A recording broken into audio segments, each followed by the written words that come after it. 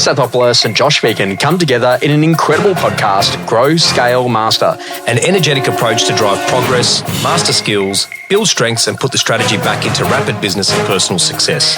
Backed by real-world experience in rapid scaling to playing the long-term game of business, it's the story of all the lessons learned on the journey to mastery. Be inspired, renew your energy and chase the future with Grow, Scale, Master. The future of property management. Big topic. Con, yes. What I'm going to say to you is that this is the best part of residential real estate. Yeah. I'm pumped and excited Me too. about the future of what it can do. Me too. The problem that I think is that literally for a decade, we've allowed it to be a dark room. Why do you think we've done that? Well, we've spoken about conflict resolution, legislative compliance, and a ton of stuff about mental health. Yes. But we haven't spent any time in really making sure that we are phenomenal as an industry on training the core of what it takes to be a great property manager. I agree. Now, if this is the absolutely amazing ground for growing phenomenal people, leasing, BDM, property managers, operations, future office managers, literally future business owners, then we have completely underserved the industry in really thinking about why it is such a great conversation. I agree. And really, it's about saying this. Let's say that you draw the timeline of events. Yeah. Owner gets a property. Yes. It's vacant. Yes. They need a tenant. Yes. They need some basic renovations to bring it up to grade. We've got to get it to market. We've got to get a tenant in there. Yep. We've got to make sure that that tenant really likes the property. And then over the course of that, we've got to get them paying rent. Sometimes the rent doesn't come through. We've got to make sure that's fixed. We've got to do some preventative maintenance on the property. We've got to do some essential maintenance on the property. We've got to have some routines. And then ultimately, we've got to make sure that tenant's really happy. And then either get a rent increase or be in a position that they move out because they've decided to no longer be in that property and do something else, and then get the property relet. And then we've got to provide advisory to the owner about what to do to maintain the saleable value of the asset, how to maintain the rentable value of the asset. And we've got to understand the importance of actually helping that particular property grow over time. So every year, a small rent increase, what you actually think about that is over time, you're going to actually help to improve the saleable value of that asset. Yeah. So the rule of 72 would suggest if you take a 7% increase in rent per year, then effectively over 10 years, you'll double the rentable value of that asset. Yeah. Now, this is kind of interesting because like property management is the most predictable business. It actually has an annual recurring revenue item per landlord, but most importantly about helping that landlord to increase their total spend by helping them to buy another investment property, bring another property inside of their rent roll, or being in a position that ultimately we help to sell their principal place of residence. Yeah. And I think that the valuation methodology is light because it doesn't actually look at the saleable value of the principal place of residence. Correct. And also too, for them to sell a property and buy another one and put it back into their portfolio. That's exactly right. And so when you think about this, is it a business where there's serious power in routine? Oh my gosh, first of all, everyone, if you have a look at all the big private equity firms, Josh, they want the relationships behind the door. Mm-hmm. We've already got the relationship behind the door. Mm-hmm. What we haven't done then is we haven't really, and this is where I get excited about property management, is we really haven't, it's been such a cottage type business unit of a real estate business. Mm-hmm. It's been very predictable and it's been very much unchanged for so many years. Mm-hmm. What I get excited about now is, first of all the relationships, exactly what we just spoke about, post a transaction or an event, the data that we're collating from landlords, tenants and whatnot, the availability of putting adjacency type business models, but then also, more importantly, think about AI. Think about all of the workflows and processes that are going to get sped up and taken away. I mean, I'm thinking, what does that look like in, 5 months' time, 6 months' time? Are they going to, we've got workflow systems in our business, but is AI going to be able to say, hey, this one is a 5%, that one there, that tenant, whatever it might be? It's very exciting. I think that a salesperson can go missing for a day and no one will notice. Yes. But a property manager goes missing for a day, everyone notices. Oh, mate. So let's have a quick look at that. On the daily, I think that we had a daily meeting. And quick daily stand-up huddle, we go, okay, great. Is there anyone who's not here today? So in terms of annual leave or maybe sick leave or something going on, so we might need to cover for. Yes. In the last 24 hours, has there been a weather event? And has that caused any emergency maintenance items? Yep. And ultimately, have we got any break lease events that have happened overnight? Yes. Have we got any maintenance that's in progress that we need to quickly check on? Is there any outgoings on today? Is there anything that's going to like NCAP, VCAP, whatever your version of that is around Australia? Yes. Has anyone literally tipped into arrears? Any entries this week? Any exits this week? Have all routines been completed and sent to owner? Yep. And have we got any vacates? Yep. Then we then think about some simple disciplines. So on a Monday, we're going to have that as an in-office day. Quick team meeting, email clear, task list, applications from the weekend, tenant applications, completions, chasing up, landlord feedback for applications, maintenance, that's what's been scheduled, weekly planning, and a 3 p.m. loop back, email clear, any work that needs to be done by close of business. Tuesday, an in and out office day. Wednesday, in and out office day. Thursday, Friday, exactly the same. But literally that way we're keeping Monday for like really clearly getting operational. Yeah. And Tuesday to Friday being able to do anything from an open for inspection to being able to do a routine. And so then, we actually break it down day by day by day. Man, I'm super excited that literally if we can bring a little bit of the structure to what we've seen in the sales environment to some of the property management environment, it makes it so much easier for the future talent to become superstars. Completely agree, mate. One of the things that we've looked at, because there was that great exodus of property managers. Mm-hmm. I think was it like 35% of the industry kind of left post-COVID. So we've been looking at an incubator for talent by having exactly what we've spoken about in the past, documenting our workflows, and we've been able to onboard people faster than what we've ever done. And they usually start off as a front office manager, potentially going to leasing or might go into field services, and then end up taking a portfolio. And I think the thing that gets me excited is that it's such a great entry position into real estate, and where they go from there, they can be a professional. It's also a phenomenal career. It's the best. It's the best. Like you could be a career PM, or you can be a team leader, or you can be a department head of, or you can go into sales. It's such a. John McGrath started his company from leasing. He was a leasing agent. So this is how McGrath started. So it's such an exciting part of any business. So the best thing about it is it's routine driven. You can have Monday to Friday, really simple, clear key tasks. Yep. And then you've got to realise that there are areas of risk in the business, like arrears, for example, entries, exits, those things, and really good quality maintenance. But then there's also 2 areas of excellence. So how do I make a tenant feel? How do I make a landlord feel? How do I make my peers feel? And I think that there's a lot of lonely property managers that aren't talking to other people about what's actually going on. Yes. And so if you talk a little bit more in the business through really good quality structured meetings, then you can get more strategic about how you handle issues. So for example, we've just had a really significant weather event up in Queensland.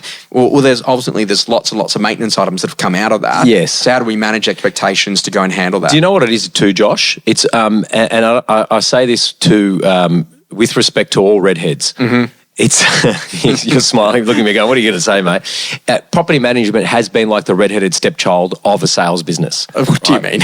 Okay, so it means that it's like the unloved part, and I know businesses where our business had it at Parramatta. Property management was upstairs, sales was downstairs, everything was sales focused.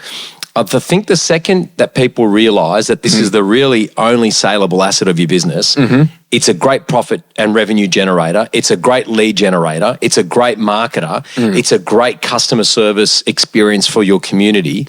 The second that we realise that this is a team, so we don't have a sales meeting, we have a team meeting, and property management are presenting back to our team, I think that's when the magic and all those barriers break down. You know what I mean? So when you think about that, as a property manager, you get to build great relationships with your customers. Yes. So why wouldn't you want to be a career-long property manager with a similar set of customers? Absolutely. And I actually am okay, because I want to ask you this. Do you think that most businesses focus on the squeaky wheel or the loyal customer? Yeah, the squeaky wheel. Okay, great. Yeah. Can you imagine that in a category? Yeah. Here are the squeaky wheels. But I kind of like it because shouldn't we talk about that? Yeah. That this is always a pain with this tenant or this particular landlord or whatever.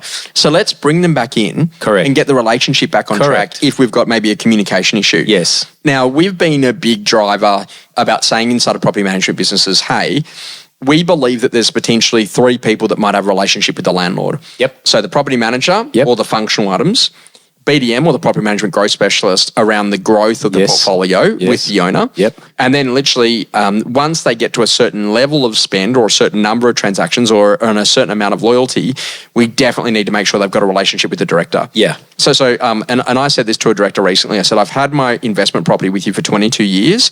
I have outlived 24 property managers during that time. Yeah. And you've never heard from the director? So I just want to let you know that I'm a 22 year plus customer.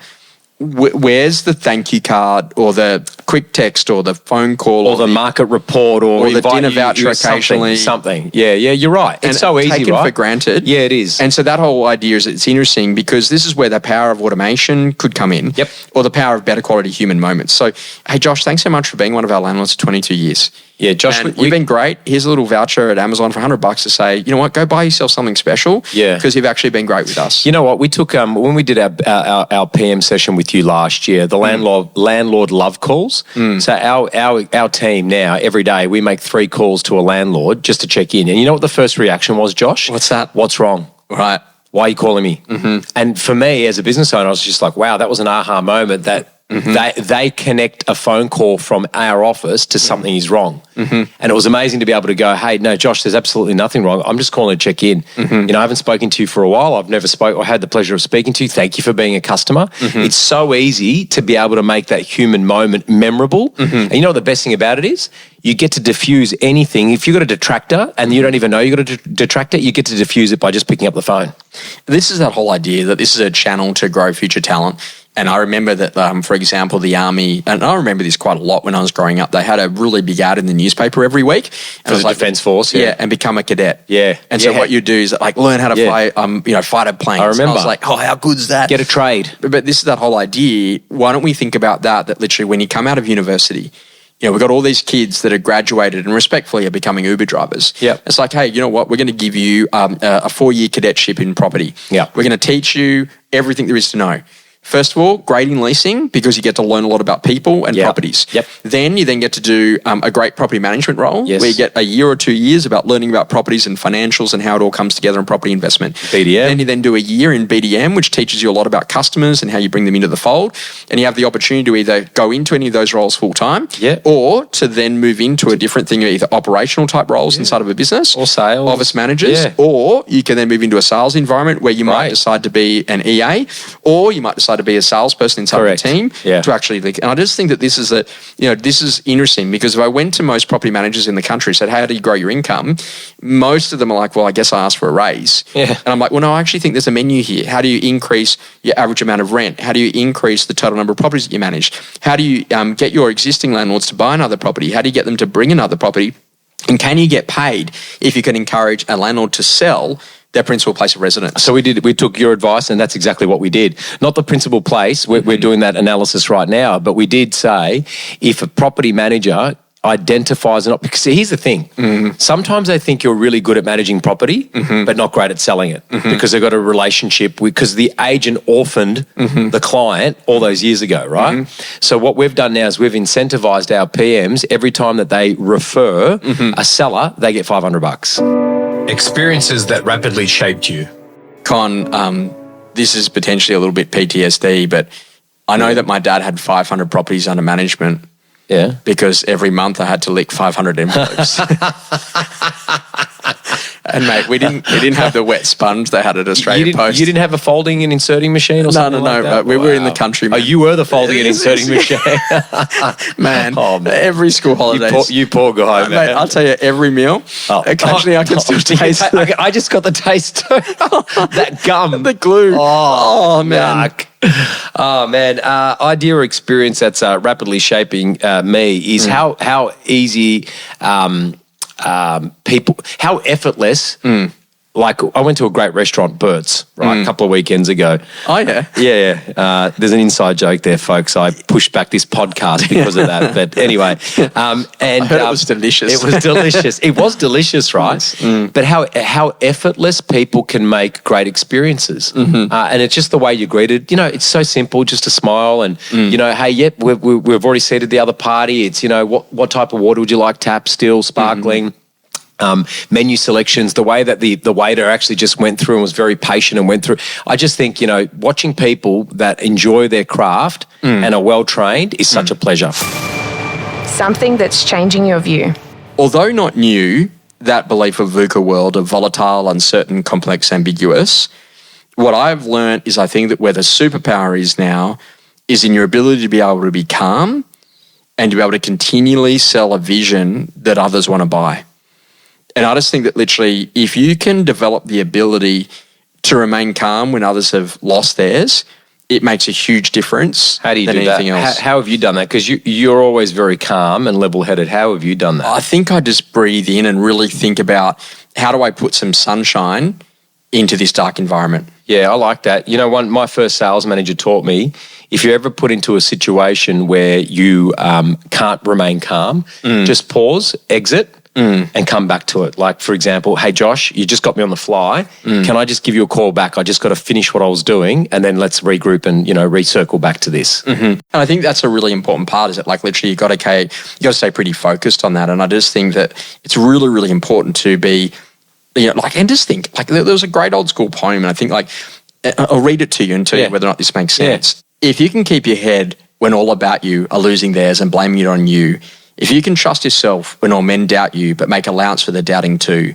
if you can wait but not be tired by waiting, or about being lied to, don't deal in lies, or being hated, don't give away to hating, and you don't look too good nor talk too wise, if you can dream, not making dreams your master, if you can think, not making thoughts your aim, if you can meet with triumph and disaster, and those who do impostors just be the same, if you can bear to hear the truth about that's spoken and twisted by knaves or made to trap for fools, or watch the things that you have given your life or broken and stood and build them up and worn out tools, if you can make one heap of all your winnings and risk it all in turn on pitch and toss, and lose and start to gain all your beginnings and never breathe a word about your loss, if you can force your heart and nerve and sinew to serve too long after they are gone, but also to hold what nothing is in you, except with which you will, says to him, hold on you.